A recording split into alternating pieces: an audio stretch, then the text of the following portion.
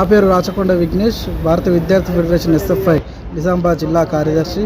ఈరోజు నిజామాబాద్ జిల్లాలోని ఏదైతే ఇందల్వాయి మండలంలో ఒక విద్యార్థి ఏకలవ్య పాఠశాలలో చదువుతున్న 9వ తరగతి విద్యార్థి రామ్ చరణ్ నిన్న మరణించిన పరిస్థితి ఉంది. దానికి అనేక అనుమానాలు ఉన్నాయని చెప్పి భారత విద్యార్థి ఫెడరేషన్గా మేము తెలియజేస్తున్నాం.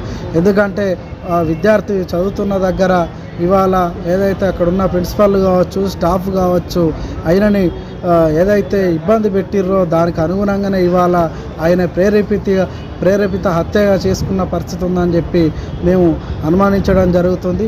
ఇవాళ అక్కడికి వెళ్ళడానికి ప్రయత్నం చేస్తుంటే విద్యార్థులను ఇవాళ అరెస్ట్ చేస్తున్న పరిస్థితి ఉంది. అది సరైనది కాదు. అసలు విద్యార్థి అక్కడ ఏం జరిగిందనే దాని మీద ఇప్పటి వరకు కూడా ప్రిన్సిపల్ కావచ్చు, ఇక్కడ ఉన్న డిఓలు కావచ్చు, ఎవరు కూడా స్పందించని పరిస్థితి ఉంది. వెంటనే ఎవరైతే దీనికి బాధ్యత వహించిన వారు ఎవరైతే ఉన్నారో వాళ్ళ మీద కఠినంగా చర్యలు తీసుకోవాలని చెప్పి భారత విద్యార్థి ఫెడరేషన్గా మేము డిమాండ్ చేస్తున్నాం. లేకపోతే భవిష్యత్తులో ఆందోళన కార్యక్రమాలు కూడా ఉధృతం చేస్తామని చెప్పి ఏదైతే బాధిత కుటుంబం ఇవాళ ఏడుస్తున్న తల్లిదండ్రులు పోతున్న పరిస్థితి ఉంది.